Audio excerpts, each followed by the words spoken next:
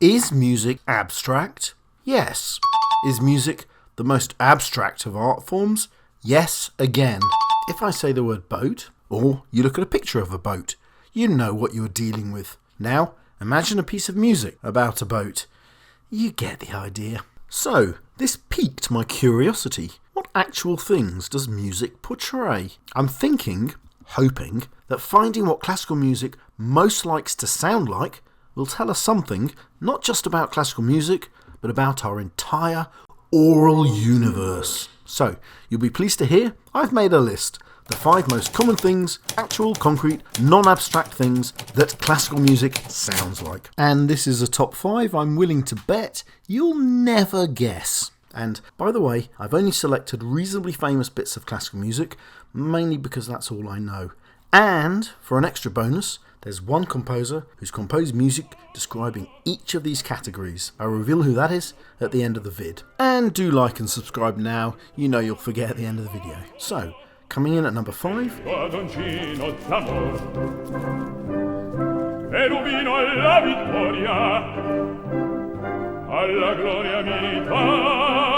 Notice I have not begun with Holst's Mars, which is very warlike, yes, but I'm looking for music that doesn't just represent something, but actually sounds like it. When Mozart uses trumpets to announce Cherubino going to war in The Marriage of Figaro, he's employing the actual sounds of war, seeing as trumpets and bugles are used in war. And you get that more obviously with Haydn's Military Symphony, where a military band appears at the end.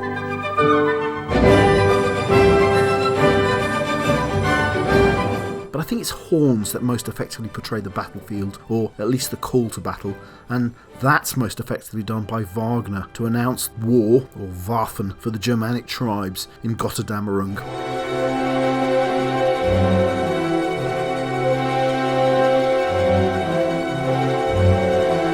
When I first heard this sound, it gave me the creepy goosebumps. And here I should give a shout out to the original Schulte recording of the Ring Cycle, where they specifically made the original steer horns that Wagner had intended, which is a much rougher, more primitive sound that brings the battlefield even closer.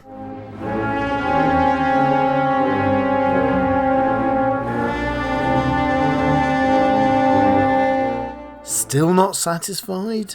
We get actual oral descriptions of warfare in classical music. Take the cannons in Tchaikovsky's 1812 Overture. Or how about Beethoven's Wellington Symphony with its cannons and drums? And so, I speculated at the start what these results would tell us about our own aural universes, and it's not a great start, is it? Warfare comes at number 5. What will be there at number 4? I'm betting you've got no idea.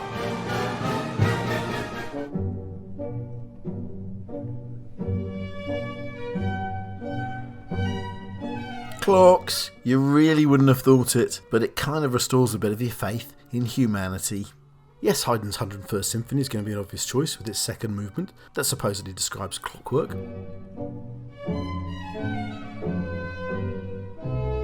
And also Beethoven's 8th Symphony with its second movement and a portrayal of a metronome.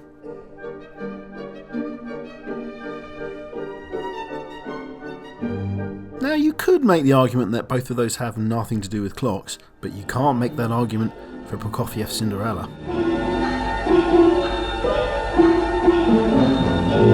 With the clock sticking to midnight.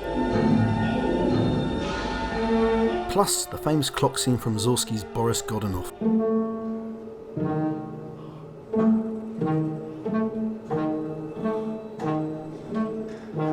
And what it is about the Russians and things ticking away to something bad happening. And if you're thinking that doesn't sound that much, don't forget, we've also got bells to say the day's begun, bells to say the war is won, bells to show that you've got power, bells to tell you what's the hour. We're talking about all sorts of bells, including bells that can tell you the time underwater.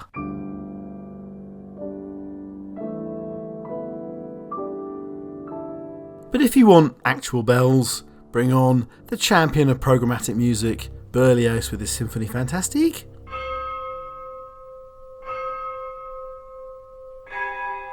Bells, clocks and music are not, if you really think about it, an unlikely set of compatriots. They all share the concepts of rhythm and time. Absolutely fundamental concepts to music. So, did you have clocks at number 4? If so, what was at number 3? All the elements can be heard in classical music, but water, with its transient nature and its importance to travel and journey, you get a fair few references to water in classical music. So, we get bubbling brooks in Beethoven's Pastoral Symphony.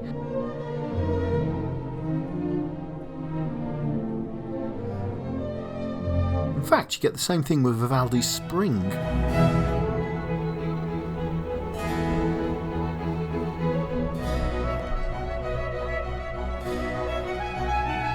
Mendelssohn may lay claim to the largest number of waterworks. His Hebrides Overture describes water, or at least the effect of wind in the waves.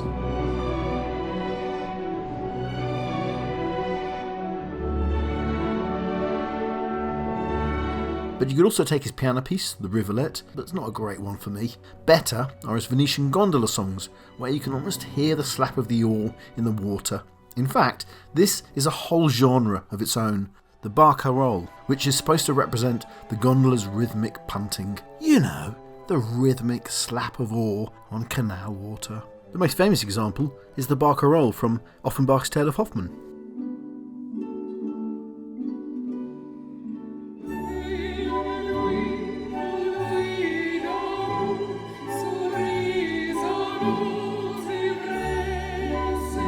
But back to Mendelssohn, because I've not finished with him yet. You also should take his cantata for a calm and prosperous sea voyage, which, by the way, Beethoven also did.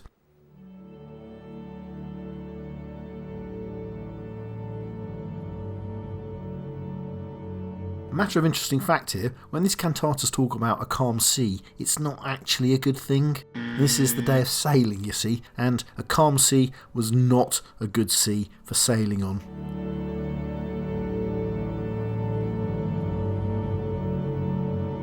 Now, I know it's hard to actually hear the sound of a dead sea, but this is my list, so you're going to have to go with it.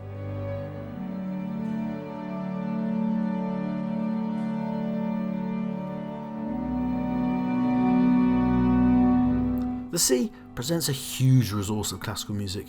There's Debussy's Le Mer, which uses shifting, interlocking harmonies to replicate the ever-changing features of the sea and water.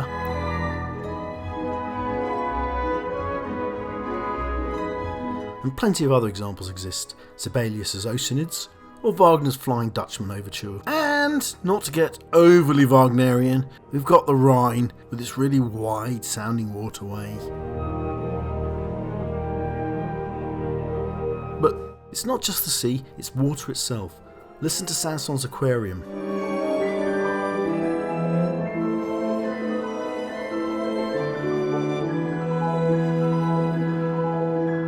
You can almost hear, what is it? The light filtering through the water? A drop of water dripping down the fish tank? Water has always been a fascinating thing for music to try to replicate. So, coming in at number 2 is an even more common thing you'll find in classical music.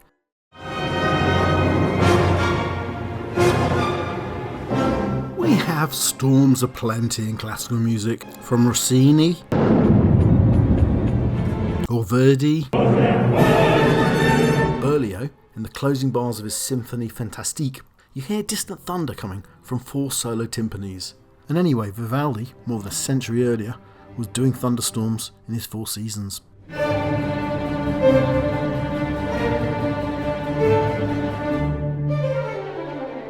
But if we can expand matters, we can refer to weather generally, and we get lots of different things. Haydn deals with light in his creation, but more particularly in his 6th Symphony, titled The Morning, when you can hear the morning happen around you.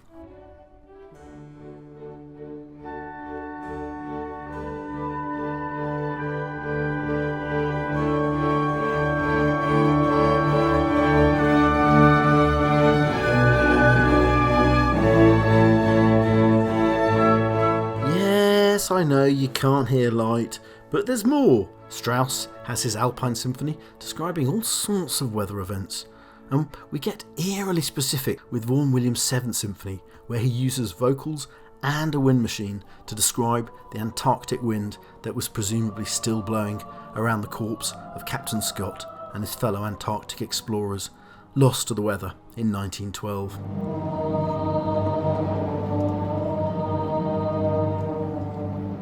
Vaughan Williams scored the music for the 1949 film version of Scott's epic journey, and he used his experience for that and a lot of musical ideas for his 7th Symphony. So, the second most common thing we can hear in classical music is the weather. What could be the most common? What's number one?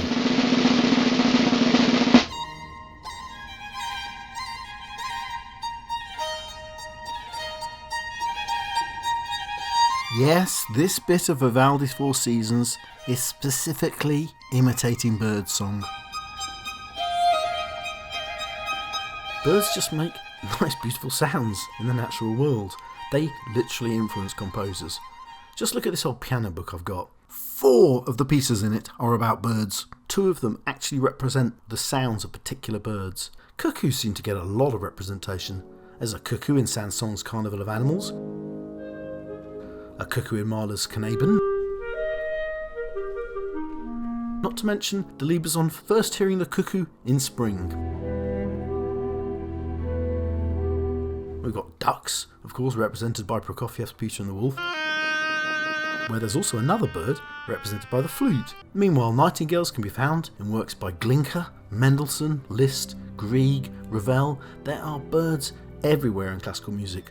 A lark from Haydn's String Quartet, and another lark on its way up from Vaughan Williams.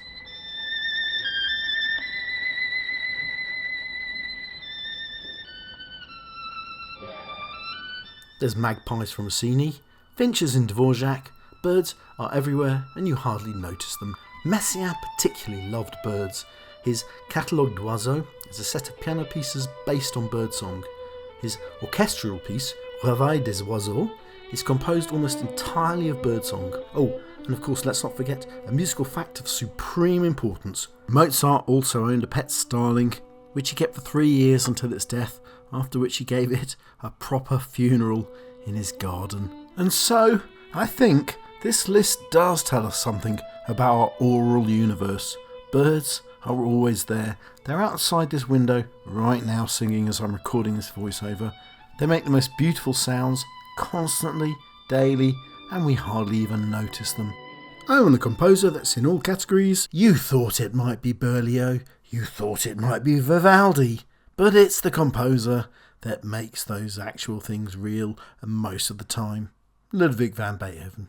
You've got War from his Wellington Symphony, Clocks, the metronome, in his 8th, Water in the 2nd movement of the Pastoral Symphony, a Storm in the 4th movement of the same symphony, and of course bird songs in the Pastoral Symphony as well.